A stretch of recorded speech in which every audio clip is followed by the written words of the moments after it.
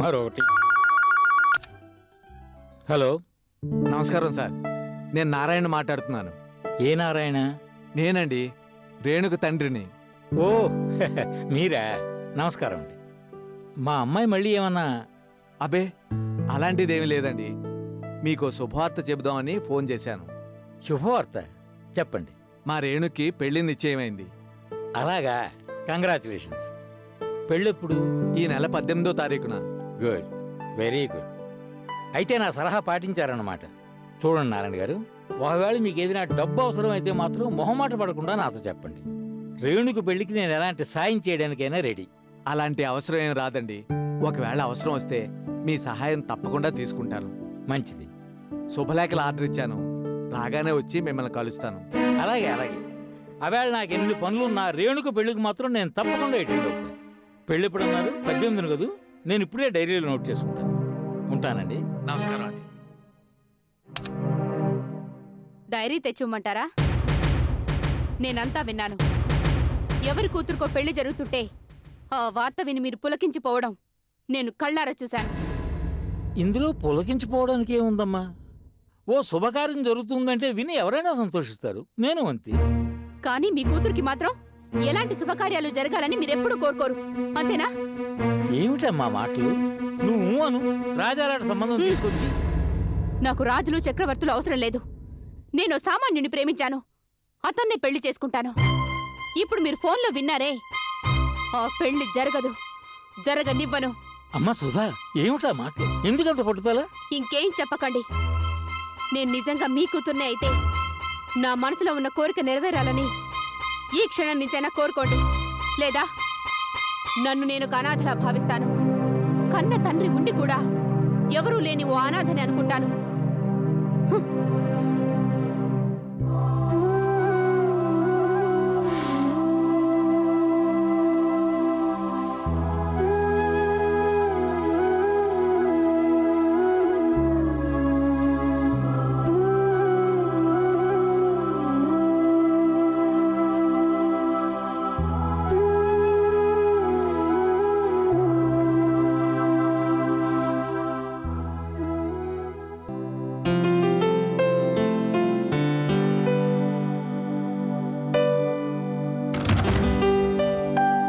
సీతా, సీతా, ఎందుకలా కేకలేస్తారు? నేనిక్కడే ఉన్నాను. ఉన్నావా? మనం విజయం సాధించాం సీత. ఆ సీతారామయ్య కూతురికి అమెరికా నుంచి వచ్చిన సంబంధాన్ని సక్సెస్ఫుల్గా చెడగొట్టేశా. ఇప్పుడే ఈ శుభవార్త ఆ సీతారామయ్య నోటంటే విన్నాను. ఓ, అందుకా ఇంత సంతోషం? అవును సీత, దాదాపు ఖాయమైపోయింది అనుకున్న సంబంధం ఎలా చెడిపోయిందో అర్థం కాక పాపం ఆ సీతారామయ్య జుట్టు పీక్కుంటున్నాడు అనుకో. ఇదంతా నా చేతి చలవేనని ఆ పిచ్చి మహారాజుకి తెలియదు. అయితే మీరు చెడగొట్టిన పెళ్లిళ్ళ జాబితాలో మరొకటి చేరిందన్నమాట. నేనెప్పుడో చెప్పాను కదండి, ఇలాంటివన్నీ మీకు కొట్టిన పిండని. ఏదో నా వంతు కృషి నేను చేశా, దానికి పొగడతలేందుకు సీత.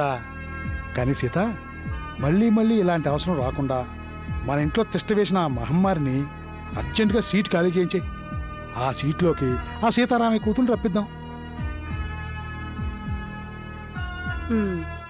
పద్మా, పద్మా,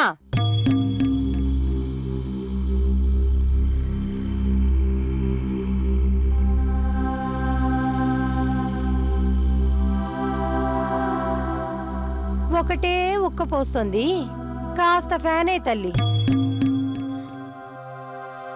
దుర్గా, అత్తయ్య పిలుస్తున్నారు, ఓసారి వచ్చేళ్ళు. అదెందుకు? ఫ్యాన్ వేయడానికి అత్తయ్య. నేను చెప్పింది నీకు, నువ్వు వేరే వాళ్ళకి చెప్పాల్సిన అవసరం లేదు. మర్యాదగా చెప్పిన పంచే.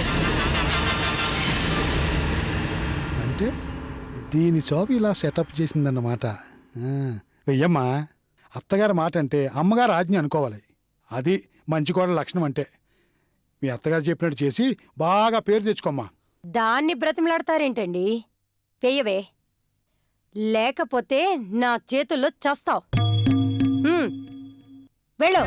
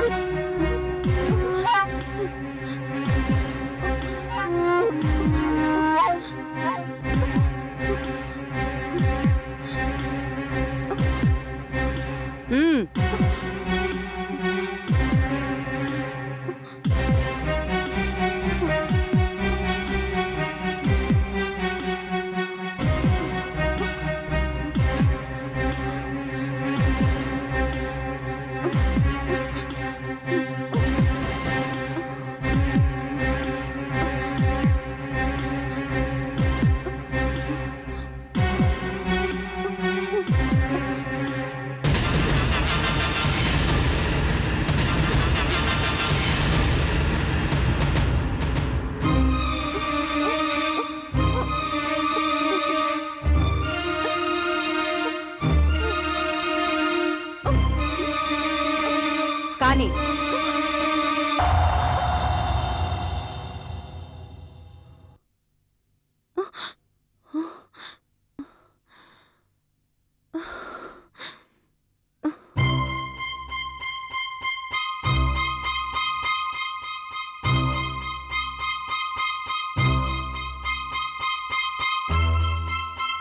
సీత, ఇదేంటే దానికేం కాలేదేంటి? ఏమవ్వాలంటారు? అది స్విచ్ వేయగానే షాక్ కొట్టి పైకి పోతుంది అంటున్నాను. నువ్వు అలాంటి ఏర్పాటు ఏదో చేసి ఉంటావు అనుకున్నానే. దానికి అదే అనుమానం వచ్చింది. అందుకే స్విచ్ వేయడానికి భయంతో వణికి చచ్చింది. వణికిన మాట నిజమే, కానీ చావలేదుగా. దాన్ని ఇంకెప్పుడు చంపుతావు సీత? ఆ ముహూర్తం ఎప్పుడో పెట్టేశాను. అప్పటి వరకు ఓపిక పట్టండి.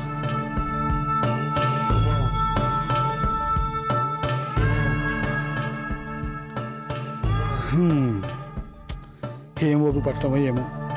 గంపెడు ఆశతో ఎదురు చూసా, కానీ నా ఆశ నిరాశ అయిపోయింది.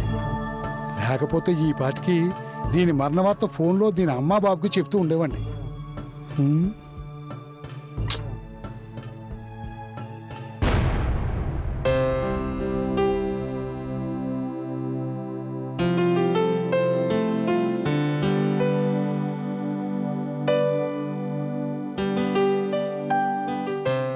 ఈ విషయం తెలిస్తే వాళ్ళు చాలా సంతోషిస్తారండి.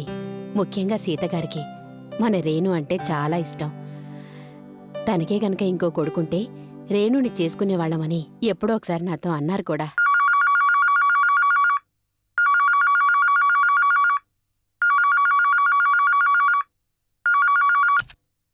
హలో, ఆ పరశురాముడు, నేను నారాయణ మాట్లాడుతున్నాను. ఓరోరోరోరో ఎంకుడు గారా, ఇంతకాలానికి మేము గుర్తొచ్చామన్నమాట. నాకు డౌటు, ఇప్పుడు నువ్వు ఫోన్ చేసింది నాతో మాట్లాడడానికా లేకపోతే మీ కూతురుతో మాట్లాడడానికా? అమ్మాయితో మాట్లాడడానికే అయ్యి ఉంటుందిలే, అవునా? నీ ఎత్తుపడుపులు చాలు గాని నీతో మాట్లాడటానికే ఫోన్ చేశాను. ఓ శుభవార్త చెప్పబోతున్నా. శుభవార్త ఏమిటో? మా రేణుకి పెళ్లికి ముహూర్తం ఖాయమైంది. ఆ? ఏమన్నా పెద్ద అమ్మాయి పెళ్లికి ముహూర్తం ఖాయమైందా? అవును పరశురాముడు, అది చెబుదామనే ఫోన్ చేశాను. నిజంగా శుభవార్తే చెప్పావయ్యా. నాకైతే చెప్పలేనంత ఆనందంగా ఉందనుకో. అవును, ఇంతకీ పెళ్లి కొడుకు ఎవరు? ఇంకెవరు? గౌతమ్. ఓహో, అతనే కదా. అవునులే, ఇది ఎప్పటి నుంచో అనుకుంటున్న సంబంధమే కదా. కుర్రాడు ఏవన్, కత్తిలాంటి కుర్రాడయ్యా. నీకు మంచి మంచి అల్లుళ్ళే దొరుకుతారు నారాయణ. మందే ఉంది పరశురాముడు, అంతా పైవాడిష్టం. కరెక్టే కరెక్టే. ఆ, ఇంకేంటి విశేషాలు? మా పార్వతి చెల్లెమ్మతో మాట్లాడుతుందట, కొంచెం పిలుస్తావా? పిలవడం ఎందుకు? ఇదిగో పక్కనే ఉంది, ఇస్తానుండు. ఆ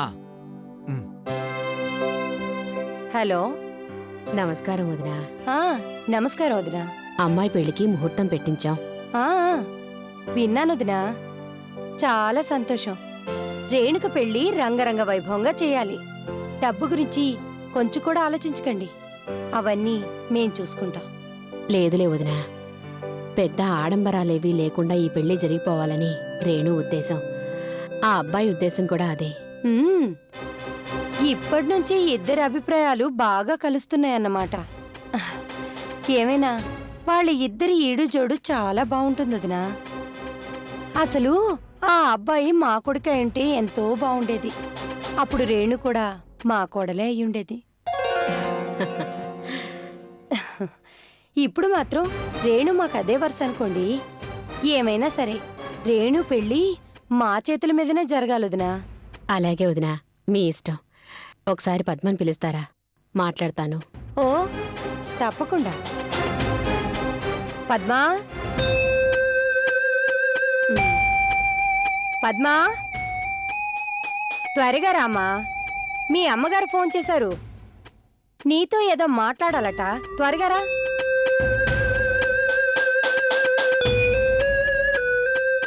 మీ అక్కకి పెళ్లి నిశ్చయమైందంట. ఆ విషయం మీ అమ్మ నీతో ఫోన్లో చెప్పాలట.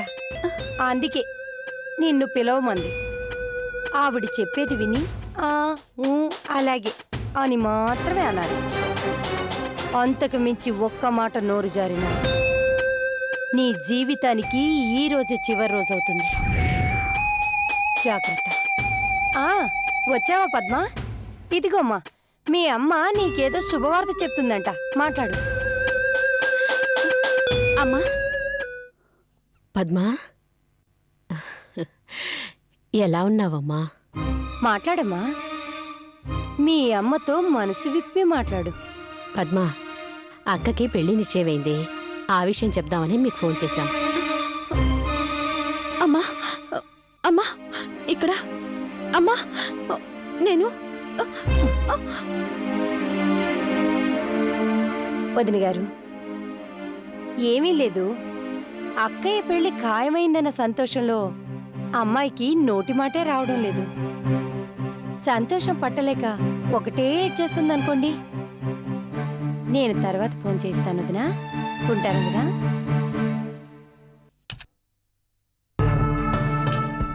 మాట్లాడింది చాలు, నోరు మూసుకొని లోపలికెళ్ళి.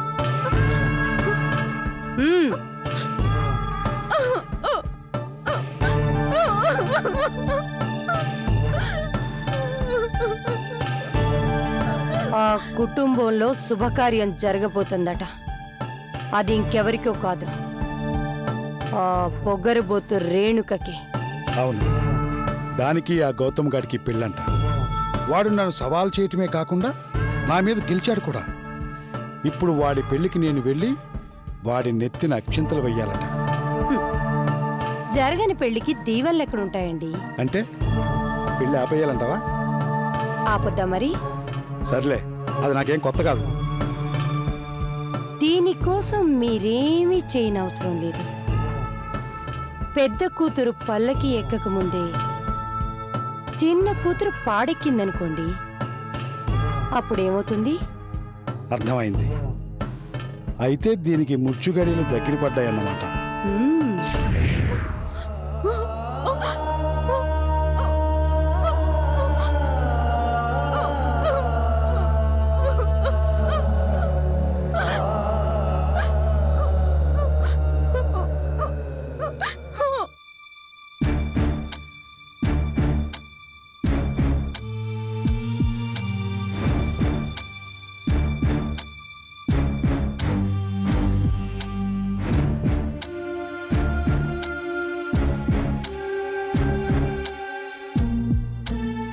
గౌతమ్, ఇదంత ఈజీగా తీసిపారాల్సిన విషయం కాదురా.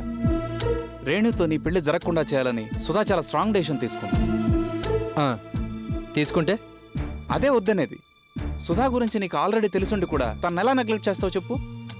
రేపు మీ పెళ్లిలో తను వచ్చేదన్న గొడవ చేసిందనుకో, అదెంత అసహ్యంగా ఉంటుంది. గొడవ చేస్తుందంటావా? నో డౌట్ రా, డెఫినెట్గా చేస్తుంది. అందుకే ఆ పరిస్థితి రానియకుండా సుధాని ఎలాగైనా కన్విన్స్ చేయమని చెప్తున్నాను. ఎలా కన్విన్స్ చేయమంటావు? ప్లీజ్ సుధా, మా పెళ్ళికి వచ్చి గొడవ ఏమి చేయొద్దు అని చేతులు పట్టుకుని బ్రతిమలాడమంటావా?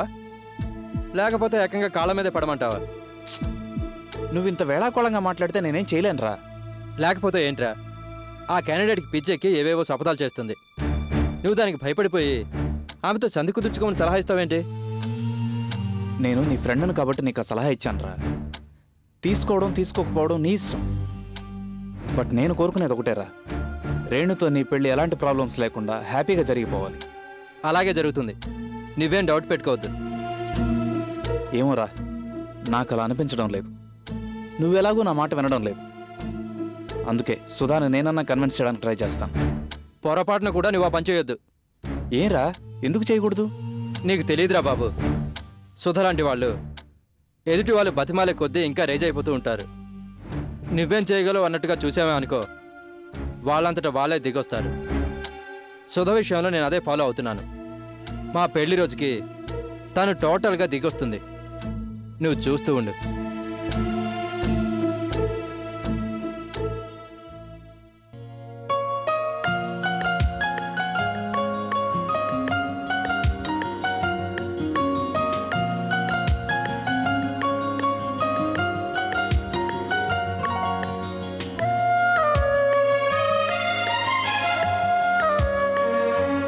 అక్క,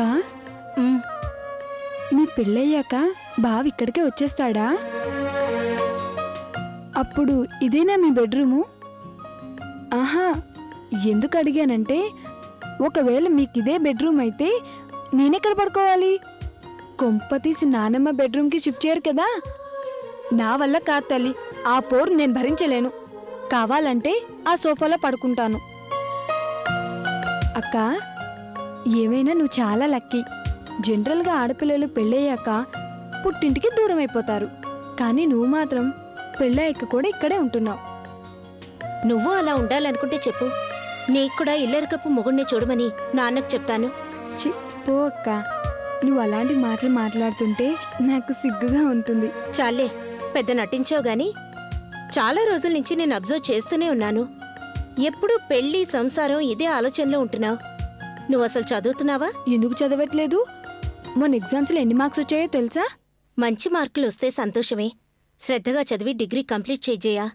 నీకు ఓ ఉద్యోగం అంటూ ఉంటే నీ పెళ్లి చేయడం నాన్నగారికి కొంచెం సులువు అవుతుంది. పో అక్క, నాకప్పుడే పెళ్ళేంటి? డిగ్రీ అయిపోయాక బీఈడీ చేద్దాం అనుకుంటున్నాను. టీచర్ ఉద్యోగం అంటే నాకు బాగా ఇష్టం. అలాగే చదువులే, బాగా కష్టపడి చదువుకో. నాన్నగారికి మన వివరం భారం కాకూడదు. నా మనసులో కూడా అదే ఉందక్క. నేను నీలాగే ఓ బాధ్యత గల కూతురు అనిపించుకోవాలనుకుంటున్నాను. నా ఇన్స్పిరేషన్ నువ్వే అక్క. చాలా టైం అయిపోయింది, ఇక పడుకో. ఉమ్.